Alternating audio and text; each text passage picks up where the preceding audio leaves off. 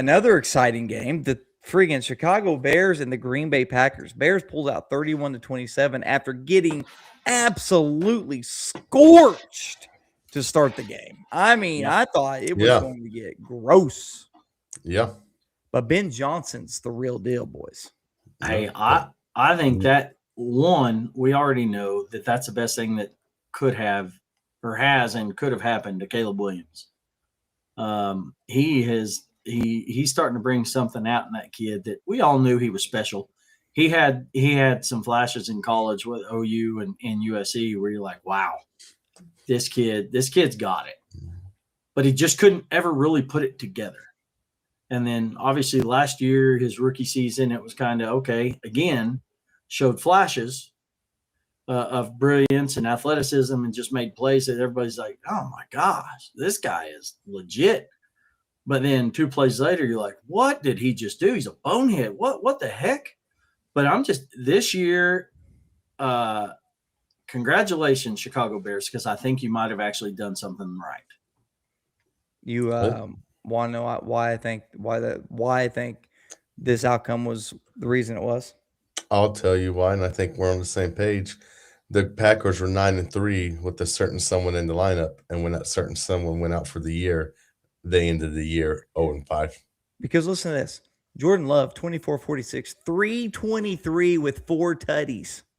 They ran it 99. They ran 99 yards rushing, 23 carries. That's not terrible. Nope. That's more than 4 a carry. They did enough on offense. They with their offense, they you could argue they should have won the game, but their defense. No Micah Parsons changed the whole outlook of their season on that defense. You're going to tell me, what were they up 17-0 to start the game? Yep.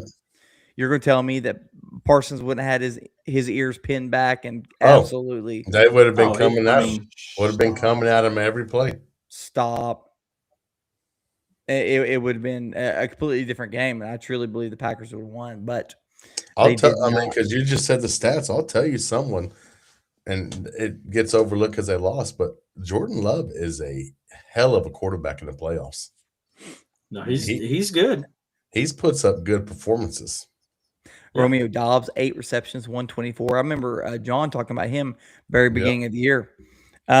Matthew Golden got his first career touchdown. Is that what I heard? Yeah. Yep. That's crazy. Their first round pick. Waiting until the playoff game. Yep. Jaden Reed, he never could get fully back from that injury, but no. I still think the Packers have got to figure out what route they want to go with the receivers and who's gonna feast. Who's gonna be that guy? Because Christian Watson, 3 receptions, 36 yards. 4 different people scored a touchdown. Dobbs, Golden, Reed, and Watson. So it was passed around. However, right. Yeah, in the situation of, like, let's say you can say Dallas, Lamb and Pickens are going to feast. Carolina, the McMillan's going to feast. A lot of these teams have, who's going to feast. You could tell me throughout the entire year of every single Green Bay Packer game and say, okay, which receiver is going to get the most receiving yards? I wouldn't be confident in my answer at all. No, because another name on there, but he's been out. Tucker Kraft. Tucker Kraft was absolutely balling to start the year. Yes, he was. And, I hate to say it because, I do really like Jake Ferguson in Dallas, but Tucker Kraft's one of the best young tight ends in the game. Yeah. And, he does a lot for that team when he's on the field. And obviously not having him has hurt them big time. Speaking of young tight ends who are feasting, Colston Loveland. 8 receptions, 137 yards. That was a coming out party if I've ever seen one. Who won the tight end draft? The Colts or the Bears? Well, they're early. Colts by far, I thought. 100%.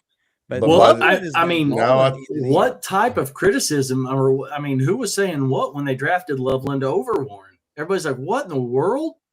Well, he torched the Niners in that great defensive game that you called great defense, John, but absolutely. DJ Moore, 67 yards. Roma Dunze, 2 for 44. Burden, 3 for 42. Swift even chipped in 2 for 38. He also chipped in 54 rushing yards for 13 carries. Swift's a good running back. He is. Yes. Caleb Williams, 24-48, 361, 2 tutties with 2 picks. Okay. So if you go look at the time of possession on this game, the Bears had it by 5 minutes, 32 minutes, 41 seconds. Packers 27-19. The Bears just wore them out at the end because they were just scoring and scoring and scoring, and the Packers couldn't do anything about it. They didn't have their star pass rusher to go get that big sack to slow things down. Yep. So congratulations, Bears. Like we said, though, we could have very easily seen the Packers win that game, and that was a really stinking good game. Which brings me to this. I saw this and thought it was very interesting. This is the first time. Oh, my Lord. Last time the Bears playoff win versus the Packers was December 14, 1941, 7 days after the attack on Pearl Harbor. My goodness. Well, I think Caleb Williams has already got 3 wins against the Packers, and that's as many combined as the last 4 quarterbacks of the Bears. God, that's crazy. Yeah, guys. they went 2-1 against them this year. Yeah, and they might have squeaked one out last year. We'd have to go back and look, but that's crazy. That division is going to be fun for the next couple of years because they're so good. I mean, because especially if the Bears get the offensive coordinator they're trying to get. Well, and then J.J. McCarthy showed some potential at the end of the year. The Vikings ended up on a hot streak. The Lions are still there. I mean, it's going to be fun, man. The Lions, dude, that roster is unbelievable if they can stay healthy. And like I said, if they get the offensive coordinator they want, oh my goodness.